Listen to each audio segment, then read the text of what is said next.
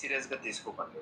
ఎందుకు ఈ మాట చెప్తున్నానంటే, ఇప్పుడు చాలామంది క్రిస్టియన్స్ ఏం చెప్తున్నారంటే, ఇగో ఇజ్రాయెల్ మీద వార్ జరుగుతా ఉంది గదా!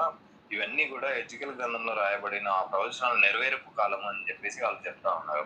So, Jesus is coming very soon అని జెప్పేసి వాళ్ళు చెప్పుకుంటా ఉంటారనమాట.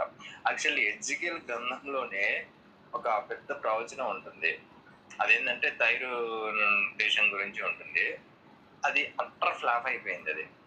అంటే దేవుడే ఏం చెప్తాడంటే దీన్ని నాశనం చేస్తాను, మొత్తం స్మాష్ చేసేసాను, ఇంకా ఇది మళ్ళీ భూమి మీద కనపడదు, దేనికి పనికిరాదు అని చెప్పేసి దాని గురించి చెప్తాడనమాట. అండ్ సెకండ్ థింగ్, యేసయ్య కూడా చెప్తాడు మత్తయిలో. ఏం చెప్తాడంటే, ఇగో మనుష్య కుమారుడు తన రాజ్యంతో రాబోతున్నాడు. అది ఇక్కడున్న మీలో కంపల్సరీ చూస్తారు. అది చూసేంత వరకు మీలో ఒక్కరు కూడా చచ్చిపోరు అని చెప్పేసి కూడా చెప్తాడు. ఆ ప్రాఫెసీ కూడా ఫెయిల్ అయిపోయింది. ఇలా ఫెయిల్ అయిన ప్రాఫెసీస్ చాలా ఉన్నాయి. సో నేనేమన్నా అంటే, వీళ్ళు చెప్పే ప్రాఫెసీస్ ఇగో యుద్ధాలు జరుగుతున్నాయి, ఇగో వస్తుంది, ఇగో అయిపోయింది, ఇగో వచ్చేస్తున్నాడు, టెంపుల్ మీద పడతా ఉంది, టెంపుల్ కట్టేస్తున్నారు, రెండో రాకడ వస్తుంది, యాంటీ క్రైస్ట్ వస్తున్నాడు అని చెప్పేసి ఇవన్నీ నమ్మకండి. ఇదంతా జస్ట్ మీ మైండ్ కంట్రోల్ చేయడానికి వాళ్ళు చేసుకునే మాట. అసలు క్రిస్టియానిటీ అనేదే ప్రాఫెసీస్ని సీరియస్గా తీసుకోవద్దు. ఎందుకంటే ఇప్పుడు ఇజ్రాయెల్ మీద వార్ జరుగుతుంది కాబట్టి లేఖనాలు నెరవేరిపోతున్నాయి అంటున్నాడు. సరే తీసుకోవద్దు, అది అందరికీ తెలియదులే,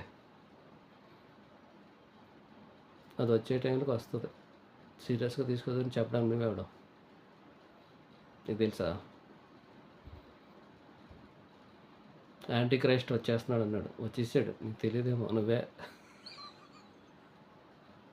నీకు తెలియదు, నాకు తెలుసు.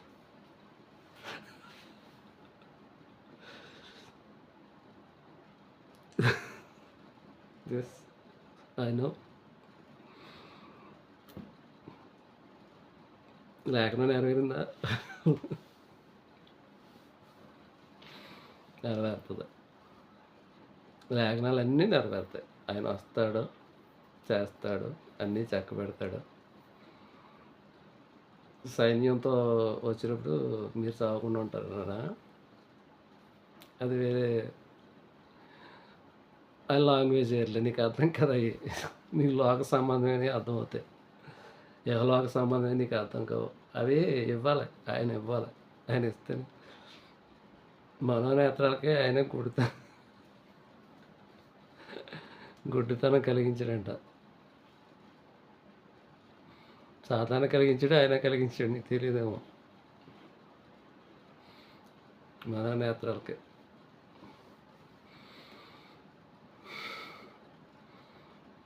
ఏలియా దగ్గర అనుకుంటే ఎవరో శిష్యుడు, ఏలియా శిష్యుడు వచ్చేసి, ఓ ఏంటి మీరు ఎలా కూర్చున్నారు, ఏంటి మొత్తం జనాలు వచ్చి చుట్టుముట్టేశారు ఏంటంటే, ఆయన ఏలియా అంటాడు, తండ్రి కళ్ళు తెరవండి, తండ్రి కళ్ళు తెరవనుకోదు, కంగారు పడిపోతున్నాడు అనగానే అప్పుడు మనోనేతలు తెరవబడ్డాయంట. అప్పుడు ఆకాశ సైన్యం అంతా చుట్టూ ఉండి అర్థమైంది. ఆత్మ సంగతులు ఆత్మ ఎందు నిలుచున్నవాడికి అర్థమవుతాయి, పరిశుద్ధ ఆత్మలో నిలుచున్నవాడికి అర్థమవుతాయి.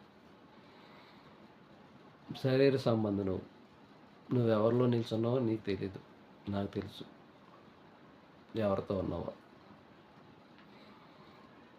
నీకు అర్థం కాదు. మరి